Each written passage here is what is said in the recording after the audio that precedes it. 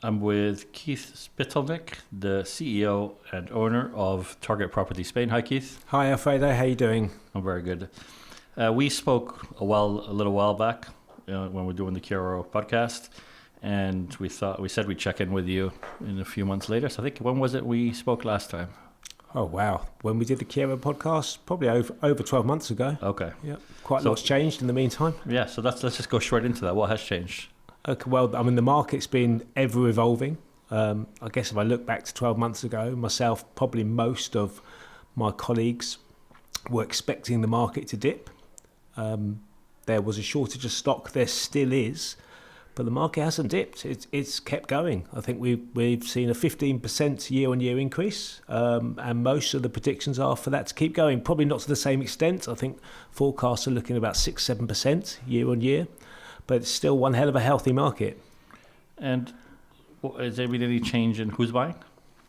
Well, the market's changed completely. I mean, my market, we focus predominantly on Mijas Costa. And our market used to be Brits, Irish, and then the Scandinavians and Northern Europeans came in sort of early 2010, 2011.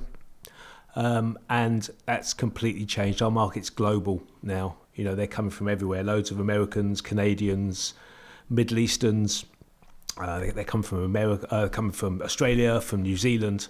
So yeah, in terms of our client base, it's now a global market as opposed just to be limited to Northern Europe. And has what they're asking for changed in any way, or is it the same as usual?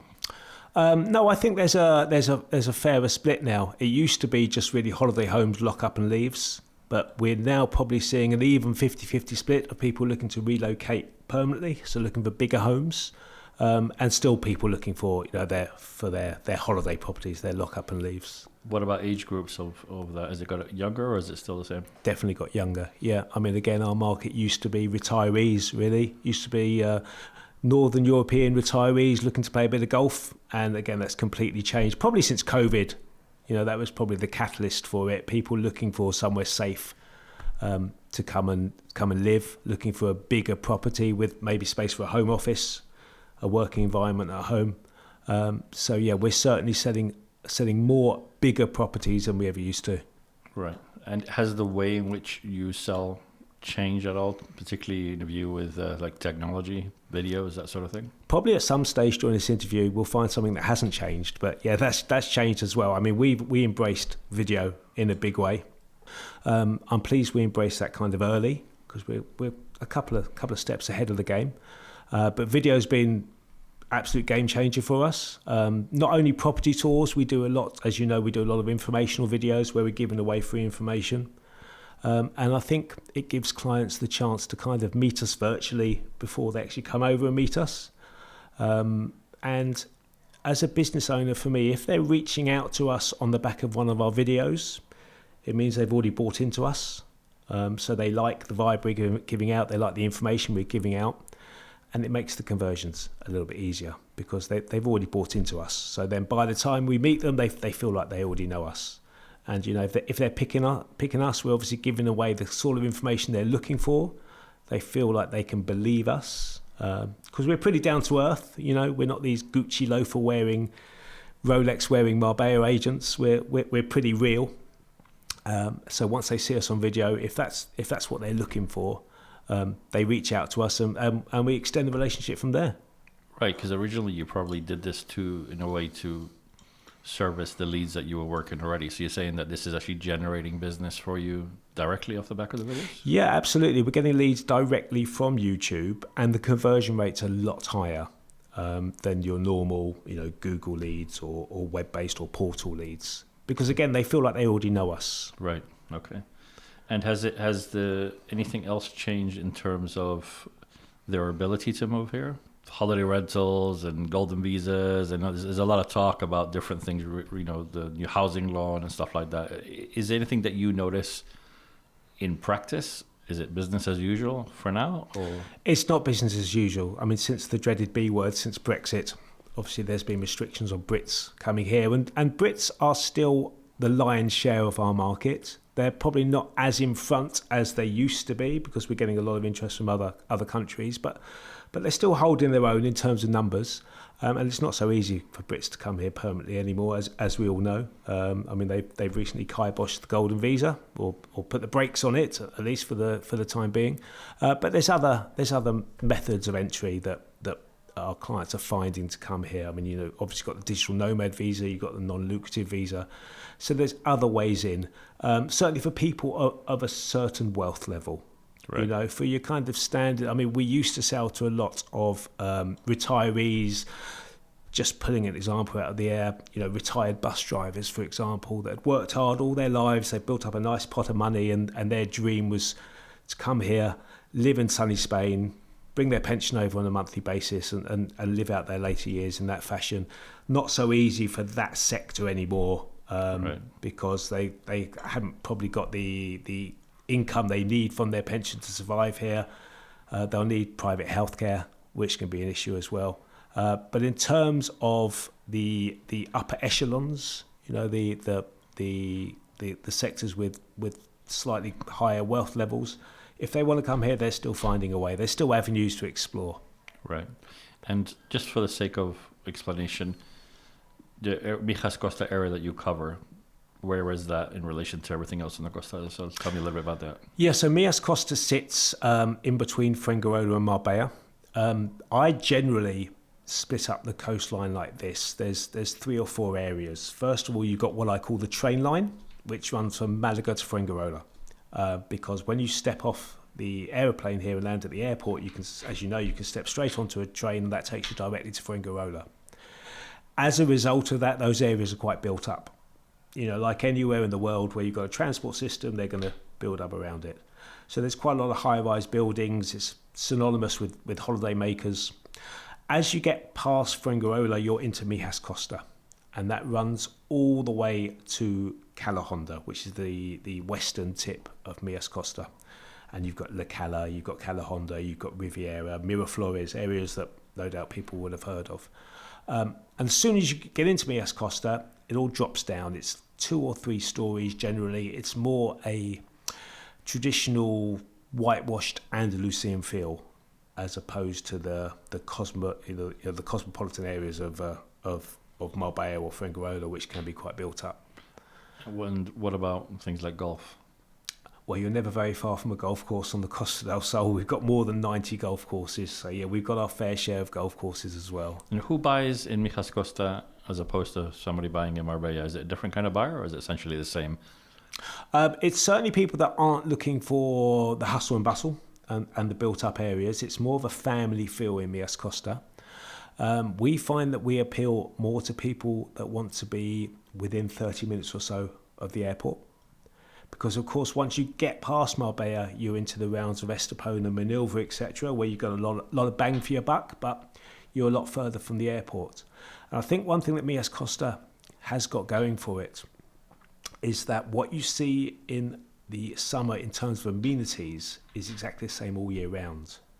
Whereas once you get sort of Western Estepona, Manilva, it can be seasonal. You know, a lot of the amenities can shut down out of that summer period. Mijas Costa, we've got 6 schools in the local catchment area, so people live there all year. So the amenities have to stay open. And what about what would you say the hotspot within Mijas Costa is? Like, if you were to buy somewhere now, where's the current hotspot? The most sought after area in Mijas Costa is La Cala de Mijas, without a shadow of a doubt. It's the only village in Mijas Costa where you've got a full working village on the beach side of the main road, which is the A7. So it means once you're in the village, you don't need to cross the road to get to the beach. And it's a village with a lot of heart and soul. It's got a lot of charisma. You know, it's butcher, baker, candlestick maker. There's still a lot of authenticity there. I mean, Cala Honda, Riviera, Miraflores, sure, they've got amenities, but they haven't got that village feel that La Cala offers. But saying that, I lived in La Cala up until about 6-7 years ago. And I've now moved to Riviera, and I actually prefer it there because I can get into La Cala when I want. Mijas Costa is not a very big stretch, so I can walk to La Cala if I want. But it means in the summer, I'm not dealing with the traffic and the crowds. And I think, if I remember correctly, where you are in Riviera, it's easier access to the motorway, the toll road, isn't it? Correct, yeah. So we've got the access to the toll road at the top of Calahonda, which you can access via Riviera or via Calahonda. So if you've got traffic down on the A7, yeah, we can nip up to the toll road and go to Malaga or likewise the other way to Marbella. Let's just quickly touch on your company for a second. So tell me a little bit about Target Property Spain. How long have you been around? Tell me about the team, etc. Yeah, so we've been where we are now for 9 years. That's absolutely flown by. I've been here 20 years, always involved in some way with helping people relocate to Spain. I used to be involved in currency transfers, and that was predominantly helping people that had bought a property here transfer their money over at better rates than the bank. I then moved into property. And we've been doing that ever since. We're quite a small team. There's 6 of us at the moment. So just the right size for me, that we don't need an HR department. You know, it's just enough people to tuck into bed every night and make sure they all get up in the morning in a good mood. But it's a real family environment. You know, for us, it's more important that we've got the right fit in the team than someone coming in with a wealth of experience is going to upset the apple cart. So, yeah, we've got a really, really nice team at the moment. In fact, we're going out at the end of this month to celebrate a pretty good summer. Going out to Malaga for the evening. We're going to go and take a hammam during the day. And then we've got a hotel booked, and we're all going to go out and have a bit of a knees up. I'm understanding this correctly. Business at the moment is quite good. Very good indeed, yeah. I mean, the summer, traditionally, in a normal year, August is normally quite quiet. I say normal year, we probably haven't had a normal year since COVID. But this August is the busiest August we've ever had. Absolutely phenomenal. There's still a shortage of stock, but we're now at the stage where we've got a waiting list of clients. So when we list something at the right price, quite often it's not even hidden the website. We've got people we can call that are gonna snap it up. And what advice would you give somebody that's in a foreign country at the moment, hoping to buy something in Spain, hopefully in Mijas Costa where you are?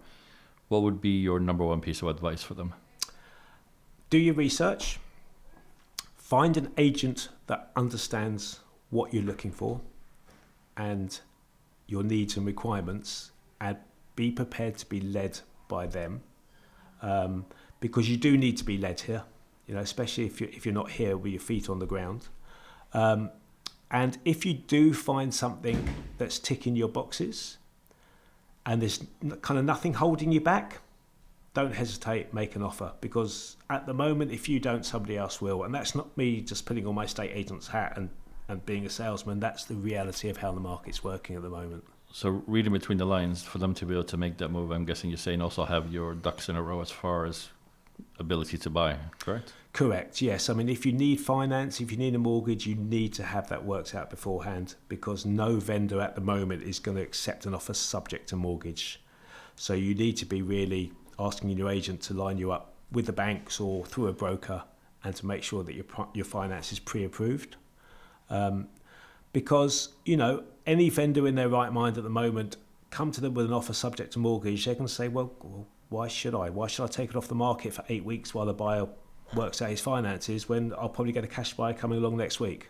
So would you say it's still a seller's market? Absolutely, yeah, absolutely. There's still a shortage of stock, and when we list something, when it's at the right price, it's selling not in a matter of weeks, in a matter of days. Why should a buyer work with just one agent and not half a dozen, so they get spread their risk a little bit? Yeah, well, I made this mistake when I came to Spain. When we first came over to start looking at property, we lined up 3 or 4 days with different agents, thinking we were being a bit smart, you know. And we went out with the first agent on the first day, and we had a great time, and he showed us a selection of properties. And then we met agent 2 on day 2, who took us back to most of the properties we'd seen on day 1, because all the established agents here, so all the agents that either belong to an association or are established and have an office, we all collaborate, we all share properties. So we basically all have access to all the stock. So we're able to offer a buyer whole of market choice, which is quite important. And I think it takes an agent probably at least a day to really get inside a buyer's head. So you need to give your agent, as a buyer, you need to give your agent 2 or 3 days to really come to terms with what it is that is exactly going to work for you, and probably more importantly, what's not going to work for you. What about expectations? What are you finding surprise buyers during this process? Probably the prices, because prices have moved on. Unfortunately, some of the property portals, some agents' websites are probably not updated as accurately as they should be, and are still showing out-of-date prices. I think we sometimes have buyers coming over, maybe they've watched Place in the Sun or one of these property programs with expectations in their head of what their money's going to buy them. And quite frankly, what you could buy 12 months ago it's not going to be the same today. You know, the market's moved quite considerably. How much would you say prices have risen since you've been doing this? So you've been in business, 8 or 9 years, you said? Been with Target Property Spain, yeah. It's our 9th anniversary today, actually. Okay, yeah. Happy birthday. Yeah, thank you very much, yeah. I don't think you get anything for 9. Well, when Target was created, I guess we were just kind of coming out of the recession. And we were mostly selling like lock up and leave holiday apartments. And back then you could pick up a 2-bed, 2-bath, probably less than €100,000. I mean, it sounds incredible when I say that today. Now, if you're looking for a lock up and leave apartment, walking distance to the beach, which is what most people want for a holiday unit, you'd be lucky to find that less than 250,000 in Mijas Costa. You're probably closer to 300,000 mark. And where do you see property prices going in the next 12 months? You see them slowing down the increase, going down? What do you think? I don't think so. I think they're going to keep going. Probably not growing as exponentially as they have, because we've had a hell of a boom. But I don't see any reason for them slowing down, because we've got all these new markets now. You know, as I said, we've got the Americans, we've got the Canadians, we've got the Middle Easterns, we've got people coming from all over the world. So, you know, when, for example, the Swedes are maybe struggling because the Swedish krona is not so strong, we've got so many other markets we can look at. It's interesting because probably 2 years ago, I and most of my colleagues were saying, well, it's got to slow down. You know, we've been growing so fast that we've got to have a dip, but we haven't, and I see the growth continuing. Final question then. So what advice would you give to somebody that's thinking of embarking on a career in real estate here in the Costa del Sol? Okay, good question. Well, interestingly, when I first came over, the agent that showed me around gave me 3 bits of advice, which are still true to this day, and it's really simple. It's do what you say you're going to do, when you say you're going to do it, for the price you said you're going to do it for. And if you stick to those 3 rules, you won't go far wrong. It's about being honest. It's about being real. You know, nobody likes to have the wool pulled over their eyes. So I think if you're legitimate and you're honest and you give clients both sides of the picture, you'll be successful. And obviously you've got to have a hard work ethic. You know, we probably work harder here than we did when I was back in the UK. Okay, Keith. Well, thank you very much for this market update on Mijas Costa. Thank you for your time. Pleasure.